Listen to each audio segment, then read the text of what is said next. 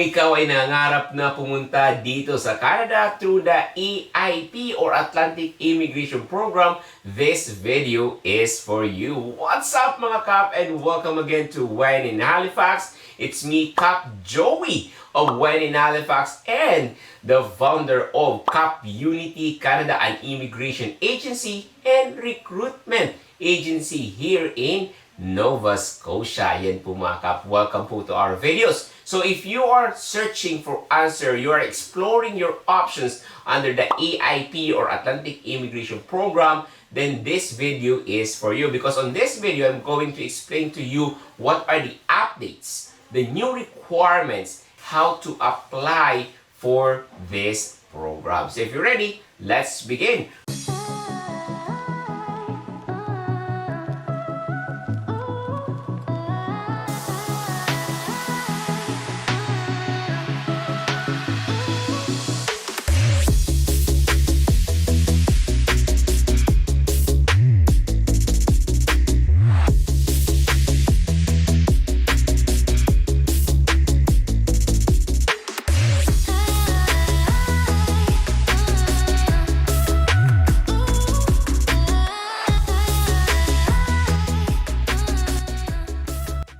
A bit of background muna po mga Kap. The AIP is from the AIPP.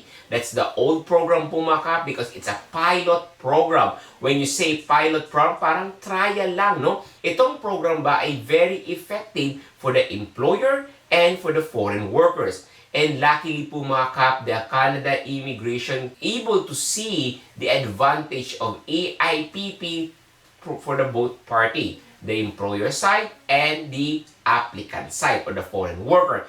That's why they decided po mga Kap to make this program permanent. However po mga Kap, may kakabit po kasing pilot yung AIPP kasi yung pilot sinabi natin trial, understudy, pinag-aaralan pa. That's why when they decided to make it a permanent, they need to stop first the program which is December 31. They stop the program po mga Kap and they reconstruct yung AIP. And there's a lot of changes po mga Kap, hindi lang sa applicant side but also for the employer side. So from December 31 po mga Kap, the AIPP closed, but they announced that today, March 6, 2022, they're going to relaunch the program under its new name, which is the AIP or Atlantic Immigration Program. It makes sense po mga Kap because they removed the pilot because it's a permanent program now. So the AIP is a permanent program po mga Kap. As you can see,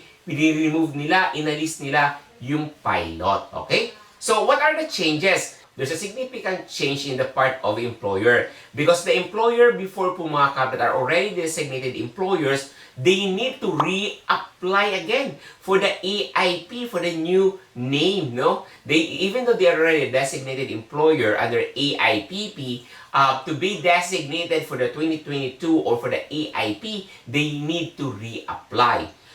And again po mga Kap, it's not just applying or resubmission of their application.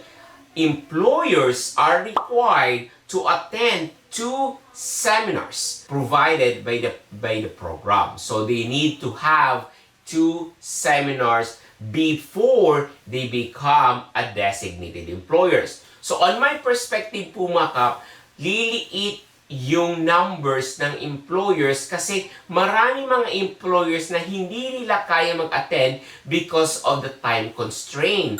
So maybe at the first, konti lang na employer at pakonti-konting dumadami. That's my perspective. That's my vision. Kasi may requirement magti-training. Hindi lahat ng employers, they have the luxury of time. Most of the employers are busy with their business and other personal things. So, yun ang nakikita ko. However po mga Kap, on March 6, we will see the list of designated employers. But as of today po mga Kap, I just went to Nova Scotia's website and Canada.ca. I didn't see the designated list. I'm going to update you po mga Kap if there is a release or new release of designated employer in our website or in our Facebook account, Kap Unity Canada. Or comment below po mga Kap if you want to get update about the list of employer. For those people or sa mga caps natin na hindi pa familiar, you're not familiar with the AIP, I just want to highlight po mga kap that AIP means Atlantic.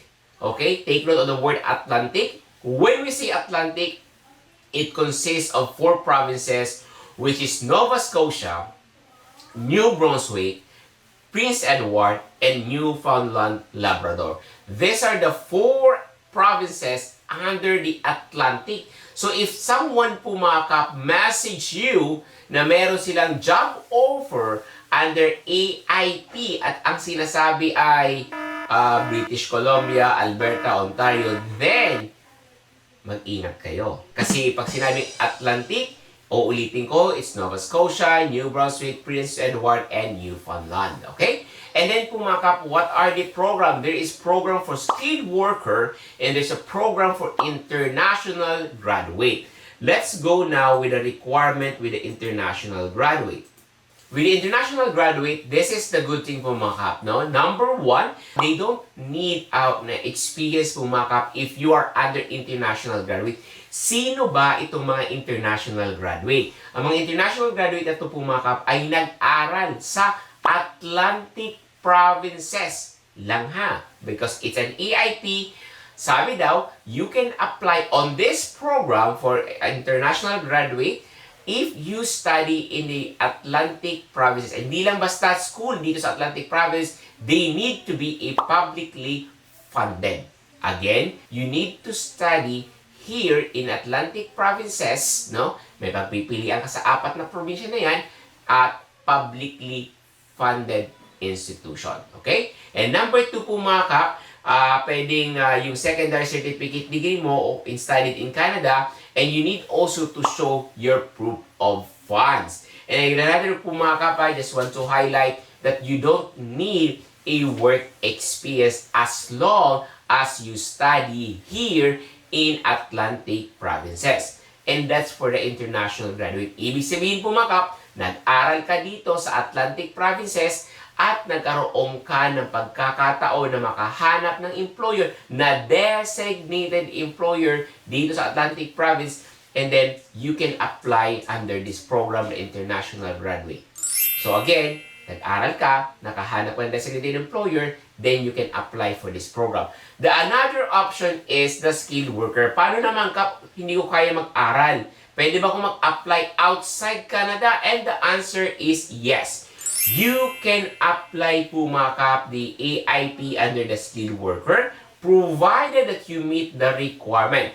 Number 1 po mga kap, I want you to highlight this. You need to find a designated employer. In short po mga kap, you need to find a job offer under a designated employer. Kailangan nung maghanap ng job offer, hindi lang basta employer, but they need to be a AIP designated employer. That's the number 1. Number 2, you need to have a work experience at least 1,560 hours in the last 5 years. Before po mga kap, no, in the last 3 years. So, nung walang ka ng trabaho in the last 3 years, pwede ka pa mag-apply. But ngayon sa AIP 2022, pwede ka pa mag-apply ng ang experience mo is in the last 5 years. Basta na-meet mo ang 1,560 hours. And of course, kung mga kap, you need also the language test requirement. Kailangan mo ng language test. Kailangan mo ng language test pag-apply sa AIP. But again, it will depend on your NOC level. That's why po mga kap, it's very important that you know how to compute your NOC. If you don't know how to compute your NOC, I have a video on how to get your right NOC on the comment section. Click the link po mga kap or click this link at the upper of the video para po mapanood nyo how to compute the right NOC. It's very important po mga kap that you get your right NOC dahil nakadepende po dito kung ano ang language test required sa'yo. I'll just give example po mga kap. Under the AIP skilled worker, kapag daw NOC 0, A, and B, ang CLB required sa iyo ay 5. Again po mga kap, if your NOC is 0, A and B, ang required sa'yo ay CLB 5.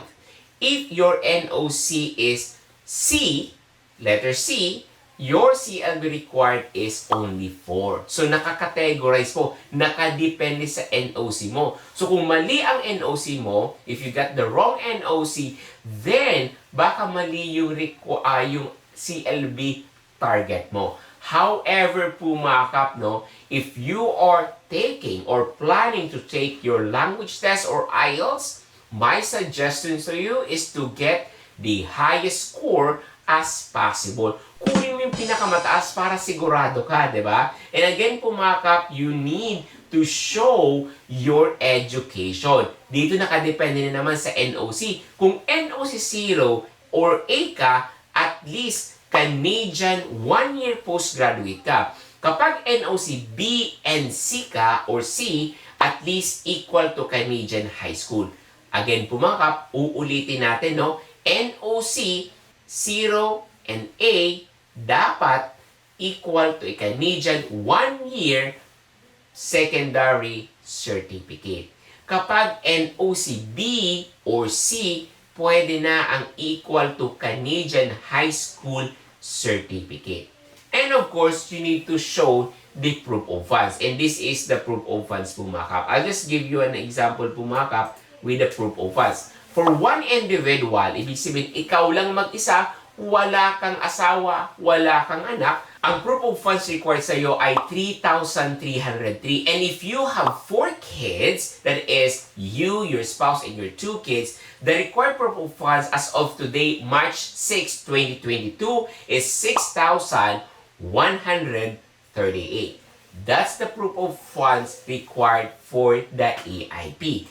But anyway po mga kap, that's the highlights, that's the requirements of the AIP. If you want to learn more about the AIP, I encourage you po mga kap to join our free webinar every Monday. Every Monday po mga kap, we have a free webinar kasama po ang aking partner na licensed immigration consultant, Miss Amelia Ajok. So please check the comment section or the description below po mga kap to join our free webinar, or simply go to our webinar.capunitycanada.ca.